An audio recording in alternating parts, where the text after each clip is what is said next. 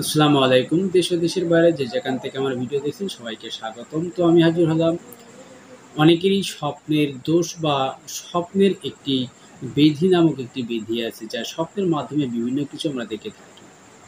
তো এই প্রতিকার তন্ত্র ক্রিয়ার মাধ্যমে কিভাবে প্রতিকার পাবেন বা কোন টটকার মাধ্যমে বা কোন বৃক্ষ বা গাছ-গাছড়ার মাধ্যমে বা কোন তদবিরের মাধ্যমে আপনারা এখান থেকে নিস্তার পাবেন বা কাজের ফলাফল পাবেন, ইনশাআল্লাহ আপনাদেরকে সম্পূর্ণ কিছু বুঝিয়ে দিব।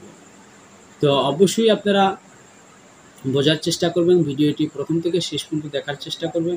তাহলে কিন্তু আপনারা সেগুলো ভালোভাবে বুঝতে পারবেন, জানতে পারবেন।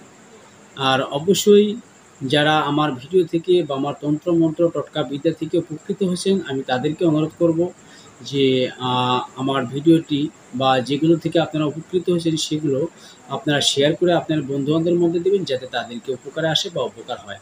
তো একটি জিনিস হচ্ছে, মানব কল্যাণে কাজ করবেন, মানবের সেবা করবেন। এটা হচ্ছে মুসলিম হিসাবে একটি মানব হিসাবে এটি একটি ধর্ম বিধান অনুযায়ী আপনারা কাজ করবেন। সে যে ধর্মেরই হন না কেন।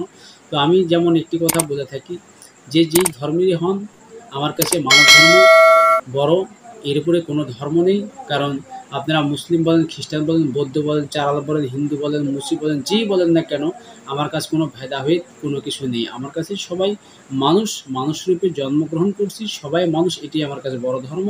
তো মানুষ হিসাবে মানুষের সেবা এবং কল্যাণমূলক কোনো কিছু করা, এটাই মূল লক্ষ্য, এটাই মূল ধর্ম। তো আপনারা সেটির দিকে বিবেচনা করে, খেয়াল করে অবশ্যই মানবের যেটাতে কল্যাণ হবে, উপকার হবে সেটি করার চেষ্টা করবেন। তো যাই হোক, আমি যেটি বলতে চাইছিলাম যে, এই স্বপ্নের দোষ, এই স্বপ্নের আ মধ্যে কুস্বপ্ন দেখা বা স্বপ্নের দোষে স্বপ্নে কুস্বপ্ন দেখার কারণে স্বপ্নের দোষ হয়, বিভিন্ন কিছু হয়ে থাকে। তো সেখান থেকে আপনারা কিভাবে রক্ষা পাবেন বা কোন বস্ত্রের দ্বারা আপনারা এখান থেকে নিস্তার পাবেন। তো অবশ্যই এটি করতে হলে আপনাদের মঘা নক্ষত্রে অশ্বক্ষের মূল অশ্বক্ষ, অশ্বক্ষ বলতে দুটি বোঝায়। একটি হলো অর্শ। এই অর্শ কিন্তু একটি আছে যা যৌন রোগের কাজে যেটা পাউডার করা হয়, অর্শর পাউডার বা অর্শ খাওয়া হয়। এই এক অর্শ। আরেকটি অর্শ হচ্ছে যাকে বটপাকুড় নামে পরিচিত। এই অর্শ, এই বটপাকুড় অর্শ, এটাকে আরেক নাম পিপুলও বলা হয়। তো আরেকটি পিপুল আছে পান পাতার মতো।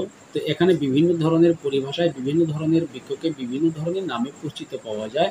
তো এই যেটা বটবৃক্ষ বলা হয়, এটাকে অশ্বত্থ বলা হয়। এই অশ্বত্থ, এই গাছের ছোট একটি চারা গাছের মূল এনে আপনারা তামার মাদুলিতে ভরে কোমরে ধারণ করবেন বা হাতে ধারণ করবেন বা গলায় ধারণ করবেন। যার যেখানে খুশি আপনারা সাথে ধারণ করবেন। তো এই মাদুলিটি ধারণ করার ফলে আপনাদের কিন্তু এই কুস্বপ্নগুলো আপনাদের কাছ থেকে চিরদিনের জন্য বিদায় নেবে।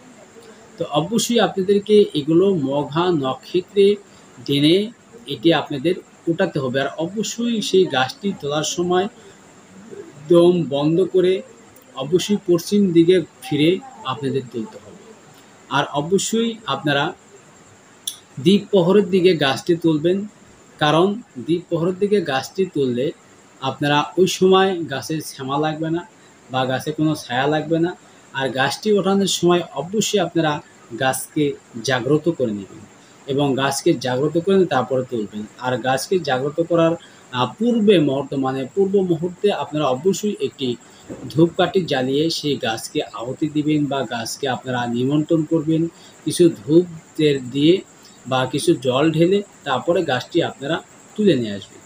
তুলে নিয়ে এসে অবশ্যই গাছটিকে জাগ্রত করে নেবেন। জাগ্রত করে সেই গাছটি তুলে নিয়ে এসে অবশ্যই পূর্বে বলার যেই মাদুলির কথা বলা হলো, যে তামার মাদুলিতে আপনারা ভরে আপনারা ধারণ করবেন। তাহলে কিন্তু অচিরেই আপনারা সেখান থেকে কার্য ভালো পাবেন, ভালো ফলাফল পাবেন। অবশ্যই আপনারা আমার দেওয়া নিয়ম অনুযায়ী আপনারা কাজ করে দেখবেন। যদি আপনারা এই ভিডিও থেকে উপকৃত হন, অন্যকে উপকার করার চেষ্টা করবেন বা অন্যের পাশে দাঁড়ানোর চেষ্টা করবেন। তো আশা করি সবাই আমার কথা বুঝতে পারছেন। যদি বুঝতে অসুবিধা হয়, স্ক্রিনে দেওয়া এই হোয়াটসঅ্যাপ নাম্বারে যোগাযোগ করবেন এবং কমেন্ট বক্সে কমেন্ট করে আপনাদের মূল্যবান মতামত জানিয়ে দেবেন। তো সবাই ভালো থাকবেন, সুস্থ থাকবেন। আল্লাহ হাফেজ।